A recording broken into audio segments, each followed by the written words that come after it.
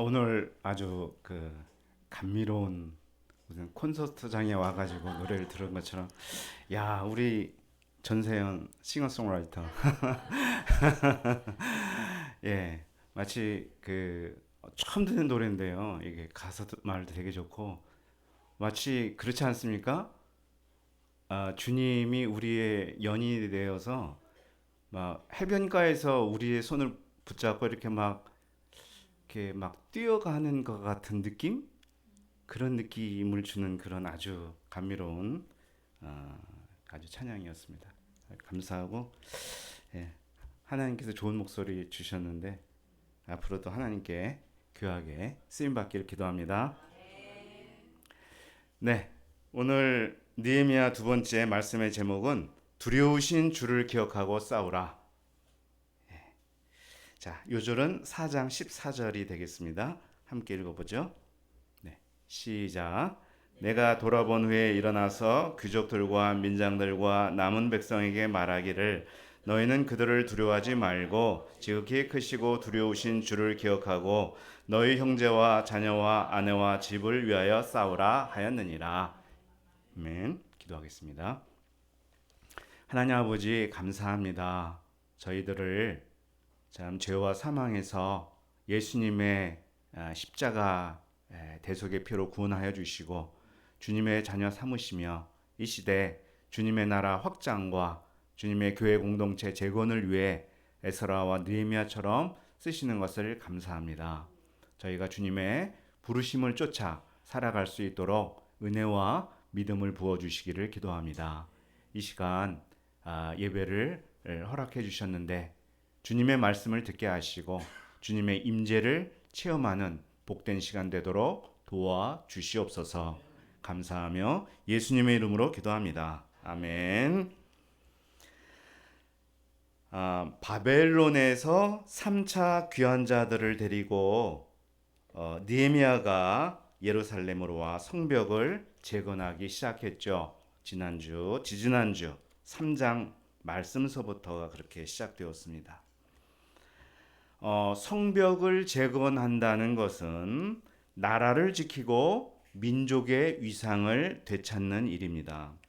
수치스러운 과거에서 벗어나 이스라엘의 영광을 회복한다는 의미죠. 성벽 재건은 느헤미야의 사명이며 그가 걸어가야 할 길이었습니다. 느헤미야처럼 우리에게도 걸어가야 할 나만의 길, 사명의 길이 있습니다. 그 길은 만만치 않습니다. 왜?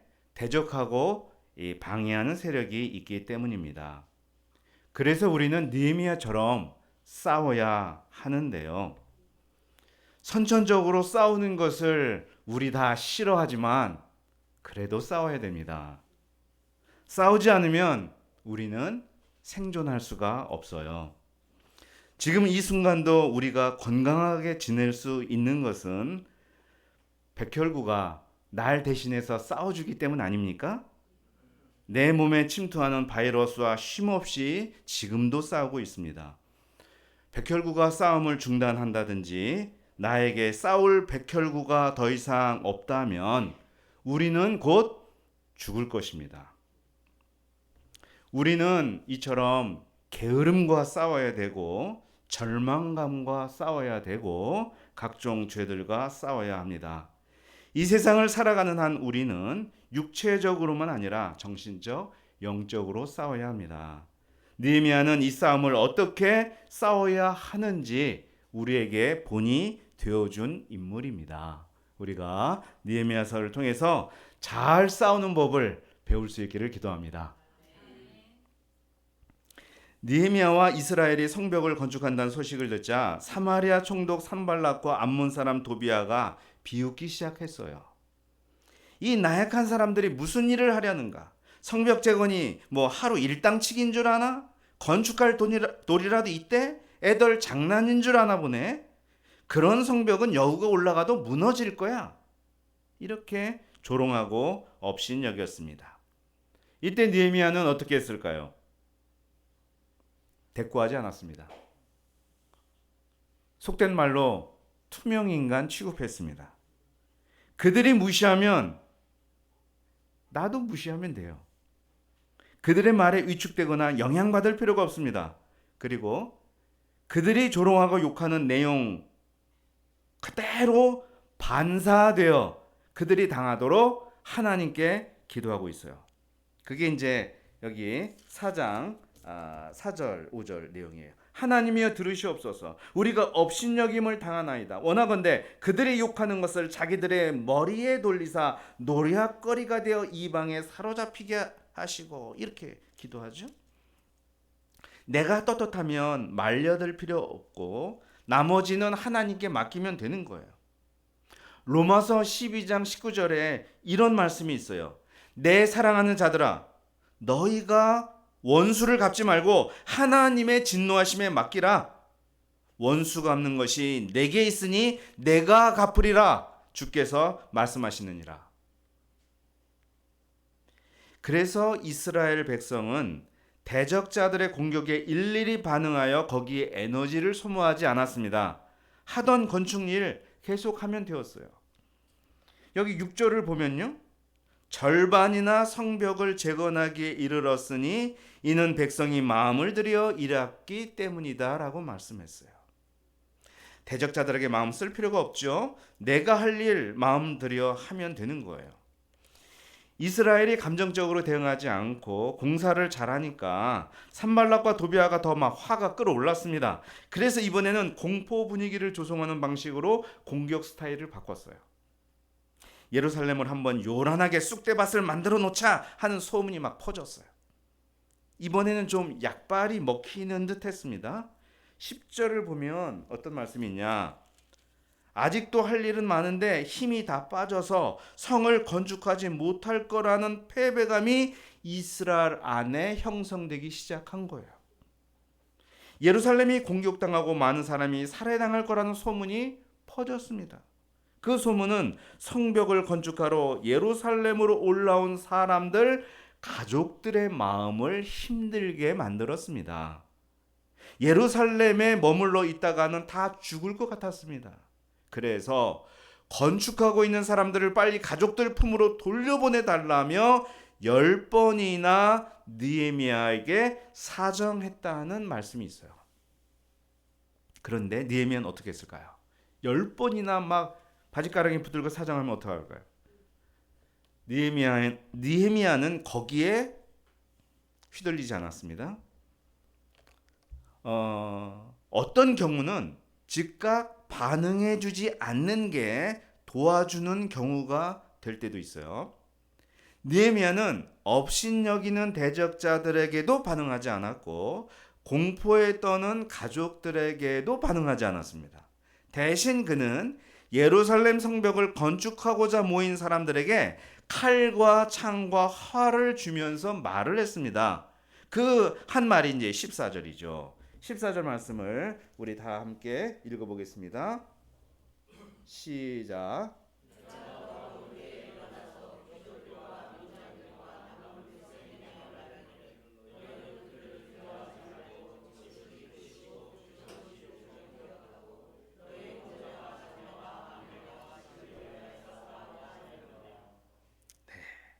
그들을 두려워 말고 지극히 크고 두려우신 주를 기억하고 싸우라고 말했습니다.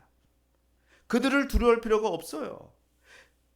이스라엘은 하나님만 두려워하면 되는 거예요. 두려움을 어떻게 이루죠? 여러분, 두려움을 어떻게 물리칩니까? 두려움은 두려움으로 몰아내는 거예요. 더 큰 두려움에 사로잡히면 작은 두려움은 사라집니다. 우리 아플 때도 그렇더라고요. 더 큰 아픔이 찾아오면 작은 아픔이 사라져요. 공포는 더 큰 공포가 찾아오면 사라져요. 두려움도 그래요. 대적자들이 두려운 것은 자꾸 대적자들을 생각하고 바라보고 기억하기 때문입니다. 그러면 고양이 같은 그들도 어느새 호랑이가 돼버려요. 그러나 하나님을 기억하고 바라보면 어느새 대적자들은 호랑이에서 고양이로 바뀌는 거죠. 그 대표적인 사례가 있어요. 우리 작년 민수기 배웠지만 민수기 13장 14장에 나오는 가데스 바네아 사건입니다. 가나안 땅을 정탐한 10명의 정탐꾼들은 그 땅을 주신 하나님을 기억하기보다 그 땅에 사는 기고리장대한 주민들만을 바라봤어요. 그때 뭐라고 그랬어요? 그들은 거인이고 우리들은 메뚜기다. 이렇게 소감을 발표했잖아요. 그 소감을 들으니까 백성들은 두려움과 공포에 빠져서 울고불고 난리를 쳤죠. 여호수아와 갈렙만이 절대 그렇지 않다며 그들을 지키는 자들은 떠났고 하나님은 우리를 그들에게 넘겨주셨다. 잘 차려진 밥이다. 이렇게 얘기했어요. 우리를 메뚜기로 볼 수 있고 그들을 밥이라고 볼 수도 있는 거야. 그 차이가 어디에서 오는 거냐? 내가 하나님을 바라보느냐? 그냥 펼쳐진 상황만을 바라보느냐? 거기에 달린 거죠. 여호수아와 갈렙처럼 이스라엘이 바라보고 기억해야 할 하나님은 그들의 조상을 애굽과 바벨론에서 끌어내신 하나님입니다. 고레스와 다리오와 아닥사스다 왕의 마음을 움직이셔서 감동을 주셔서 성전과 성벽을 건축하게 하신 하나님입니다. 이스라엘을 구원하시고 세계 역사를 주관하고 계시는 하나님입니다. 그 하나님을 기억하고 싸워야 되는 거예요. 그것이 사랑하는 가족과 동족을 지키는 일이기도 합니다. 자, 그들이 이 말씀을 듣고 어떻게 했을까요? 15절 하반절을 보면 다 성에 돌아와서 각각 일하였다라고 말씀을 합니다. 공사 기간에는 옷을 벗지 않고 물을 기르러 갈 때도 병기를 손에 놓지 않았다고 23절은 말씀해요. 안일해지거나 방심하지 않고 긴장의 끈을 놓지 않았습니다. 싸운다는 것은 내가 놓인 상황을 인정하고 물러서지 않는 거예요. 직면하고 직시하는 것만으로도 절반은 성공한 것이죠. 우리도 아무리 두려움이 몰려와도 내가 서 있는 자리, 하나님이 세우신 자리에서 절대 피하지 않기를 기도합니다. 그리고 그들은 역할을 분담했어요. 절반은 일하고 절반은 갑옷을 입었습니다. 무리의 절반은 공사를 하고 절반은 새벽부터 저녁까지 경비를 섰습니다. 밤이 되면 절반은 자고 절반은 불침번을 섰습니다. 이렇게 역할 분담을 할 뿐만 아니라 한 사람이 두 가지 역할을 동시에 수행하기도 했는데요. 공사하는 자들이 전부 한 손으로 일하고 한 손으로 병기를 잡았어요. 각각 허리에 칼을 차고 건충일을 했어요. 그러면서 또 만일 어느 곳에서 싸움이 벌어지면 나팔이 불릴 것인데 즉각 그곳으로 모여 힘을 합해 싸우도록 말했습니다. 모두가 일하면서 싸우는, 싸우면서 일하는 분위기가 형성된 거예요. 70년대에 그 새마을 노래라고 있었어요. 혹시 우리 목사님들 기억하시죠? 새마을 노래 한번 띄워볼까요? 한번 나올래나? 띄울 수 있습니까?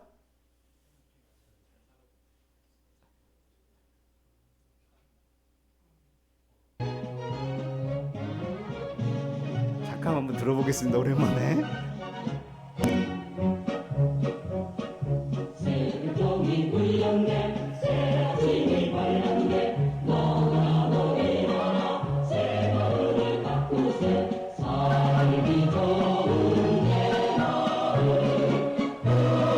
사절 한번 가보세요. 맨 끝에 사절. 네, 그 정도 한번 보세요.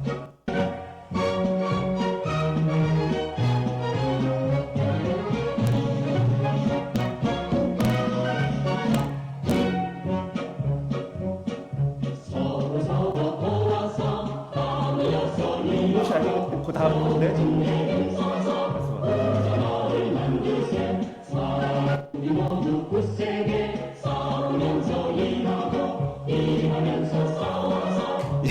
요 가사를 보려고 했던 거야.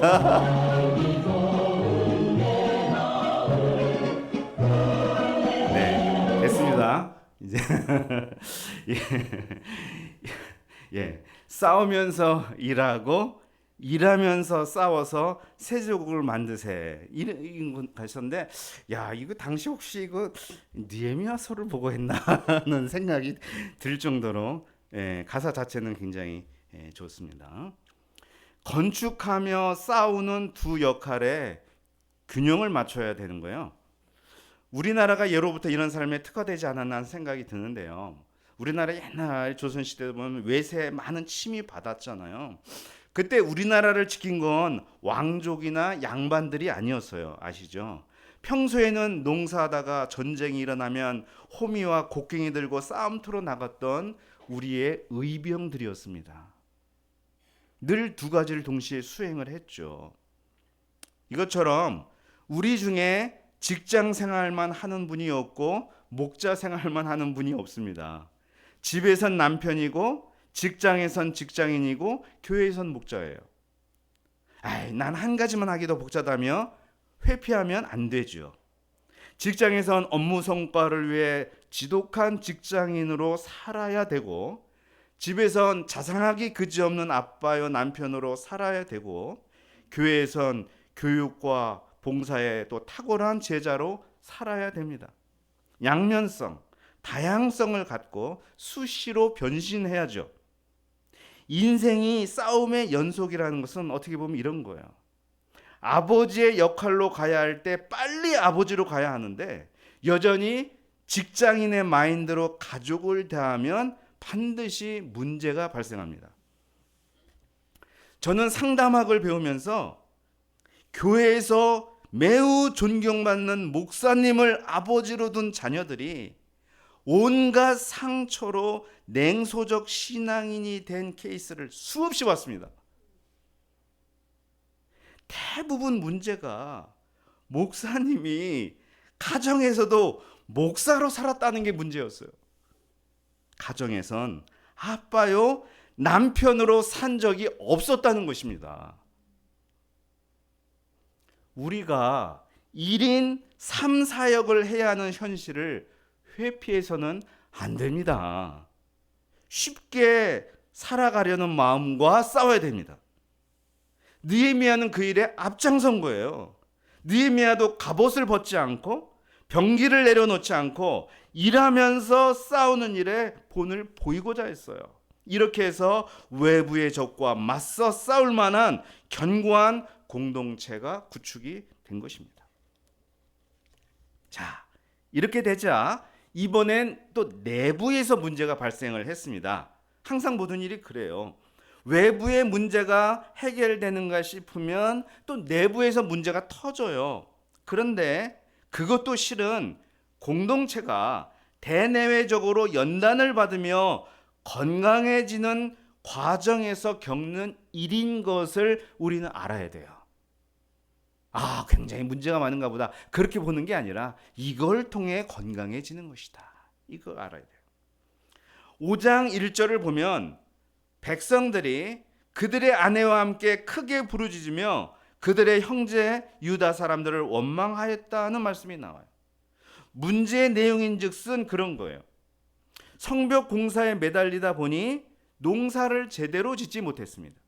먹을 게 부족하니 빌려야 됐어요. 거기에다 흉년이 들었어요. 거기에다가 세금을 꼬박꼬박 바쳐야 됐어요. 먹을 건 없고 세금은 내야 하니 빚을 내야 됐습니다. 그러니 돈이 좀 있고 먹을 것이 좀 있는 사람들은 이 기회에 재산을 불리는 일을 했어요. 돈 없고 먹을 것이 없는 사람들은 집과 토지도 팔아야 됐고 심지어는 자녀를 종으로 팔아야 됐어요. 예전이나 지금이나 똑같아요. 한국 전쟁과 같은 난리통에 더 가난해진 사람들이 있고 부자가 되는 사람들이 있잖아요. IMF 때 더 가난해지는 사람이 있고 더 부자가 되는 사람도 있어요.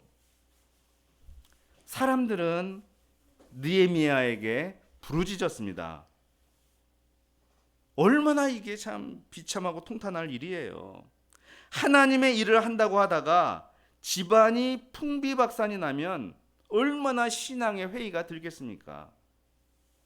6절을 보면, 그래서 5장 6절을 보면 느헤미야는 크게 분노하였습니다. 평소 같았으면 이렇게 만든 놈들을 박살내고자 했을 거예요. 그런데 깊이 먼저 생각했습니다. 이런 일이 왜 생겼는지, 또 이런 가운데 내가 무슨 일을 해야 할 것인지를 생각하고 방향을 잡은 것 같습니다. 그리고 그는 이제 귀족들과 민장들을 꾸짖습니다. 어떻게 꾸짖냐면, 오랫동안 바벨론에 팔렸던 동족을 어렵게 찾아왔는데 너희가 그런 동족을 다시 종으로 팔아먹는 게 동족으로 할 짓이냐? 이렇게 책망을 했어요. 그런 짓을 하면 이방인들이 뭐라고 그러겠냐? 에이, 걔네들도 다 똑같아, 이렇게 말할 거 아니냐? 너희가 하나님을 경외한다면 하나님 백성답게 살아야 될 게 아니냐? 이렇게 책망을 한 거예요. 그리고 책망만 하고 끝난 게 아니라 여기서 그는 나도 돈과 양식을 구워주고 이자를 받은 게 있는데 내 이 자리에서 실토하겠다. 그리고 나도 이제부터 그 짓 안 하겠다. 그러니까 너희도 다 돌려보내. 집과 밭과 양식과 이자 다 돌려보내. 이렇게 말했습니다. 느헤미야는 이에 그치지 않고 12년 동안 총독으로서 백성들로부터 받을 녹을 받지 않겠다고 결단했습니다. 내 권리를 포기했어요. 이전의 총독들은 백성들로부터 가능한 한 많은 것을 빼앗았지만 느헤미야는 하나님을 경외함으로 그런 짓을 하지 않겠다고 했습니다. 사실 그는 총독이기 때문에 먹일 사람들이 많고 찾아오는 이방 나라 사절단들도 많아서 많은 재물이 필요했지만 그래도 백성들에게 내가 요구하지 않겠다고 했어요. 그러면서 도리어 이 성벽 공사에 힘을 다하여 앞장서서 참여를 했습니다. 그가 이렇게 한 이유가 무엇일까? 그 이유가 5장 18절을 보면 알 수 있어요. 5장 18절 맨 뒤에 보면 나와요. 어떻게 나와요? 이 백성의 부역이 중함이었더라.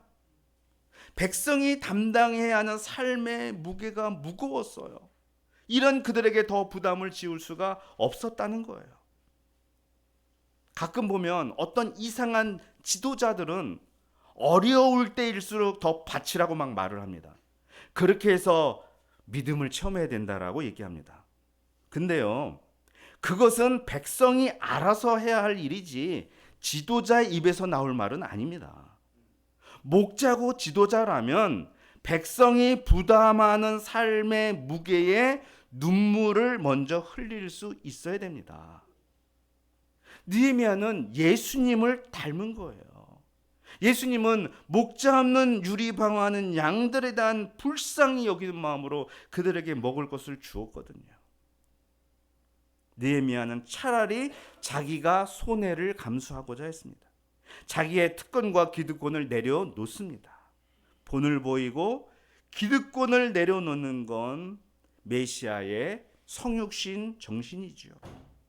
느헤미야는 자기를 따라서 모든 백성이 기득권을 내려놓도록 했습니다. 그리고 그는 19절에서 기도를 합니다. 내 하나님이여, 내가 이 백성을 위하여 행한 모든 일을 기억하사 내게 은혜를 베푸시옵소서. 느헤미야서를 보면 하나님이여 기억해 주소서, 이런 기도가 무려 7번 나옵니다.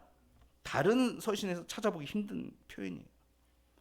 사람들은 나를 기억해 주지 못할 수 있지만 하나님은 기억해 달라는 것입니다. 하나님이 기억해 주시면 좋겠다는 것입니다. 하나님이 기억하시면 내 수고가 헛되지 않은 것이기 때문입니다. 기억하사 은혜를 달라는 것은 내가 하나님의 보상만 기대하겠다는 것입니다. 사람들은 나를 오해할 수도 있고 사람들은 나에게 칭찬 대신에 비난과 벌을 줄 수도 있지만 그러나 하나님이 내게 상을 주신다면 난 그것으로 만족하겠다는 것입니다. 그는 처음부터 끝까지 하나님을 기억했고 하나님을 경외했으며 하나님의 상을 바라며 하나님 앞에서 성벽 공사를 수행하였습니다.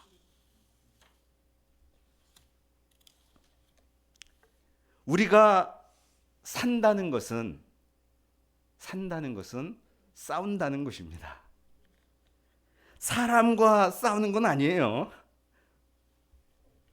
잘 싸운다는 것은 무엇일까요? 오늘 말씀을 통해서 볼 때 우선 내가 처한 자리에서 물러나지 않는 것입니다. 그리고 무시할 것은 무시하는 거예요. 눈에 보이는 사람의 지배당하기보다, 눈에 보이는 상황에 휘둘리기보다 크고 두려우신 하나님을 기억하는 것입니다. 내게 크고 경이로운 일을 지금까지 행하셨던 하나님을 바라보고 힘을 내는 거예요. 그리고 한 가지만 하려는, 쉽게 살려는 마음을 내려놓고 일과 가정과 신앙의 균형을 잡고 기동성 있게 변신하고자 하는 삶을 사는 것입니다. 무엇보다 나의 특권, 기득권을 누리고 지키고자 했던 그런 마음과 싸워야 합니다. 본문에서 대적자로 나오는 산발랏, 도비아가 그렇게 죽기 살기로 도발한 이유가 무엇이냐? 자기들의 이 땅에서 누렸던 기득권을 지키고자 한 마음 때문이었습니다. 왜 예수님께 대적하고 예수님을 십자가에 못 박기까지 도발했느냐? 대제사장과 바리새인들은 한마디로 기득권을 지키고자 했기 때문입니다. 이런 그들과 달리 예수님은 어떻게 사셨습니까? 모든 하늘 영광과 특권과 기득권을 포기하고 이 땅에 오셔서 우리를 위해 십자가에 달리셨고 우리 죄인들을 위해 용서의 기도를 하셨습니다. 교회는 어떤 곳입니까? 서로가 서로를 못 잡아먹어 안달인 것이 아니라 서로가 지고 있는 그 인생의 짐의 무게를 불쌍히 여기고 가능하면 내가 지어주지 않고자 하고 나의 특권과 기득권을 내려놓으면서 서로를 불쌍히 여기고자 하는 것입니다. 하늘 영광 버리고 이 땅에 낮아져 내려오신 예수님을 배우는 곳입니다. 그리고 사람의 인정이 아니라 하나님의 기억해 주심과 하나님의 보상을 바라고 사는 곳, 그곳이 바로 교회인 것입니다. 우리가 느헤미야와 같은 그러한 정신으로 이 시대에 싸우는 삶을 잘 살아갈 수 있기를 간절히 기도합니다. 기도하겠습니다. 하나님 아버지 감사합니다. 오늘 느헤미야의 삶을 통해서 우리가 메시아 예수님의 삶을 엿보게 되고 우리가 이 시대에 어떻게 살아야 할 것인지를 알려주셔서 감사합니다. 우리가 선천적으로 문제가 생기고 어려워지면 피하고자 하는 마음이 많은데 나의 자리에서 물러나지 않고 넘길 것은 넘기면서 우리가 느헤미야처럼 예수님처럼 나의 기득권을 내려놓으면서 형제들을 불쌍히 여기면서 나의 길을 믿음으로 갈 수 있도록 도와주시옵소서. 우리가 일과 삶과 신앙의 균형감을 갖고 이 일과 저 일을 전부 다 주님 앞에서 최선을 다해 할 수 있도록 은혜 주시기를 간절히 기도합니다. 감사하며 예수님의 이름으로 기도합니다. 아멘.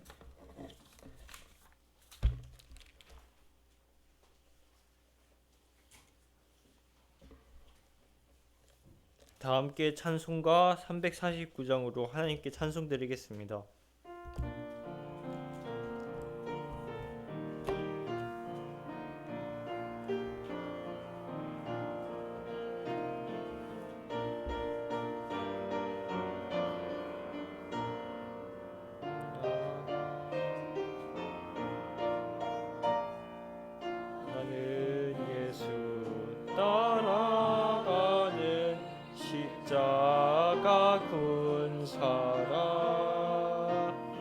주 이름 증언하기를 외주 저하리요. 다른 문차 피 흘리며 나가서 싸울 때 나 혼자 편히 앉아서 바라만 보리오. 다른 사람 어쩌든지 내 주님의 용사되리. 나는 주의 군사 되어 충성을 맹세하여 내가 승리하기까지 주 내로 싸우리. 주님의 용사된 내게 주의 힘 맡기소서. 능 싸움은 시작되어 용사를 부른다. 일어나 전쟁 마당에 다여서 나가자. 거룩하신 주님 위에 싸우러 나가자. 주님의 권능 힘입어 다 이길 때까지. 다른 사람 어쩌든지 나 주님의 용사 되리. 나는 주의 군사 되어 충성을 맹세하여 내가 승리하기까지 주 내로 싸우리. 주님의 용사된 내게 주의 일 맡기소서. 그 승리의 영광 위해 싸워야 하리라. 주 말씀 나의 힘 되니 겁낼 것 없도다. 모든 싸움 이긴 후에 그 날이 이르면 승전가 높이 부르며 큰 영광 누리리. 다른 사람 어쩌든지 주님의 용사 되리. 나는 주의 군사 되어 충성을 맹세하여 내가 승리하기까지 주대로 싸우리. 주님의 용사된 내게 주의 일 맡기소서. 헌금 기도를 홍주세필 목자님께서 기도드리겠습니다. 사랑이 많으신 하나님 아버지, 오늘 귀한 예배를 허락하시고 느헤미야 말씀 주셔서 감사합니다. 두려우신 주를 기억하고 싸우는 인생 살도록 주님 도와주시기를 기도합니다. 하나님께서 우리에게 이 하나님 앞에 걸어가야 할 사명의 길을 주신 것을 감사합니다. 그러나 이 길을 걸어갈 때 우리를 방해하는 대적자들이 있음을 알고 있습니다. 하나님, 이들이 여러 가지 방법으로 우리를 두렵게 할 때 우리는 더욱더 크시고 또 지극히 크시고 두려우신 주를 기억하며 이 싸움을 싸워나가기를 기도합니다. 또 우리가 스스로 이 칼과 창으로 원수 갚지 아니하고 대적자들을 하나님의 진노하심에 맡기는 지혜로운 싸움을 싸우기를 기도합니다. 우리를 구원하기 위해 죄 없으신 예수님께서 이 땅에 오셔서 이 땅에 내려오시고 또 십자가에 피 흘려 돌아가셨습니다. 예수님은 하늘의 모든 것을 가지셨지만 하나님의 아들로서의 모든 특권을 내려놓고 이 땅에 오셨습니다. 우리가 편하게 살고자 하는 마음이 들 때, 또 기득권을 지키고 또 이 기득권을 가지고 살아가고자 하는 마음이 들 때에 하나님 아버지